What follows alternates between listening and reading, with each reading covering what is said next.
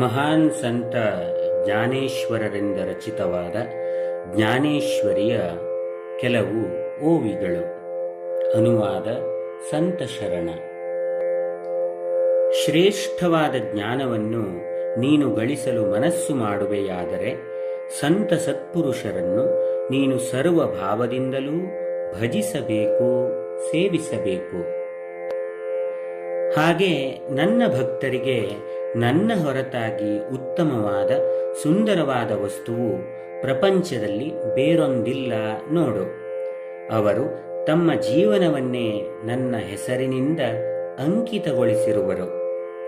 ಹೀಗೆ ಅನನ್ಯ ಭಾವದಿಂದ ನನ್ನನ್ನು ಚಿಂತಿಸುವವರ ಹಾಗೂ ನನ್ನ ಉಪಾಸನೆಯನ್ನು ಮಾಡುವವರ ಸೇವೆಯನ್ನು ನಾನೇ ಕೈಕೊಳ್ಳುತ್ತೇನೆ. ನಾನು ಭಕ್ತಿಯೊಂದನ್ನೇ ನೋಡುವವನು. ಭಕ್ತಿಯಲ್ಲಿ ಹಿರಿದು ಕಿರಿದು ಎಂಬ ಭೇದವನ್ನು ಎಣಿಸಲಾರೆ. ನಾನು ವಿಶುದ್ಧ ಭಕ್ತಿ ಭಾವಕ್ಕೆ ಅತಿಥಿಯಾಗಿ ಬಂದವನು, ಒಲಿಯುವವನು. ನಿನ್ನ ಮನಸ್ಸನ್ನು ನನ್ನಲ್ಲಿಯೇ ಲೀನಗೊಳಿಸು. ನನ್ನ ಭಜನೆಯಲ್ಲಿ, ಪೂಜೆಯಲ್ಲಿ ಪ್ರೇಮವನ್ನು ತಾಳು.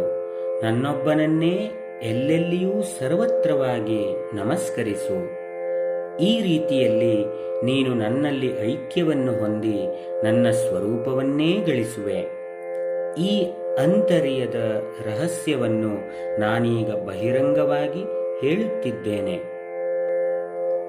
ಹಾಗೆ ತನ್ನ ಅಂತರ್ಬಾಹ್ಯದಲ್ಲಿಯೂ ಯಾರು ಗುರುವಿಗೆ ಅರ್ಪಿತನಾಗಿರುವನೋ, ಯಾರು ತನ್ನನ್ನೇ ಭಕ್ತಿ ಮಂದಿರವಾಗಿ ಮಾಡಿಕೊಂಡಿರುವನೋ, ಯಾರು ತನ್ನ ಅಂತಃಕರಣದಲ್ಲಿ ಪ್ರೇಮದ ಪವಾಡದಿಂದ ಗುರುವಿನ ಸುಂದರ ಮೂರ್ತಿಯನ್ನು ತದೇಕ ಧ್ಯಾನದಿಂದ ಉಪಾಸನೆ ಮಾಡುವನೋ, ಯಾರು ಗುರು ಸೇವೆಯಿಂದ ಕೃಶನಾಗಿರುವನೋ, ಗುರು ಪ್ರೇಮದಿಂದ ಪೋಷಿತನಾಗಿರುವನೋ, ಗುರುವಿನ ಆಜ್ಞೆಯನ್ನೇ ತನ್ನ ಮನೆಯಾಗಿ ಮಾಡಿಕೊಂಡಿರುವನೋ, ಗುರುಕುಲದಿಂದಲೇ ಯಾರು ಸತ್ಕುಲೀನ ನೆನೆಸಿರುವನೋ, ಗುರು ಬಂಧುಗಳ ಸೌಜನ್ಯದಿಂದ ಸುಜನನಾಗಿರುವನೋ, ಗುರು ಸೇವಾ ವ್ಯಸನದಿಂದ ಯಾರು ನಿರಂತರವಾಗಿ ವ್ಯಸನಶೀಲನೋ, ಯಾರಿಗೆ ಗುರುವೇ ಪುಣ್ಯಕ್ಷೇತ್ರದಂತೆ ಪವಿತ್ರನೋ, ಗುರುವೇ ದೇವರು, ತಂದೆಯೂ ತಾಯಿಯೂ ಆಗಿರುವನೋ, ಗುರು ಸೇವೆಗೆ ಮೀರಿದ ಇನ್ನೊಂದು ಮಾರ್ಗವನ್ನು ಯಾರು ಅರಿತಿಲ್ಲವೋ,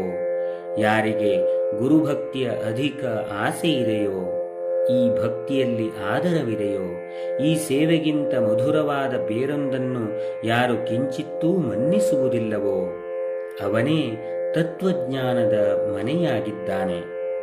ಜ್ಞಾನಕ್ಕೆ ಗೌರವವು ಅವನಿಂದಲೇ ಬಂದಿದೆ.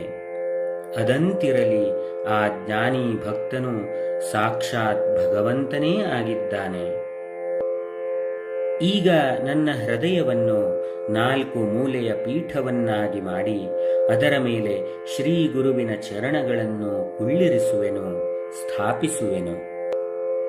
ಈ ರೀತಿಯ ಭಾವವು ಎಲ್ಲಿ ತೋರಿ ಬರುವುದೋ ಅಲ್ಲಿಯೇ ಪೂಜ್ಯ ಗುರುವಿನ ದರ್ಶನವು ಅನಾಯಾಸವಾಗಿ ಆಗುವುದು ಎಂದರು ಸಂತ ಜ್ಞಾನೇಶ್ವರರು.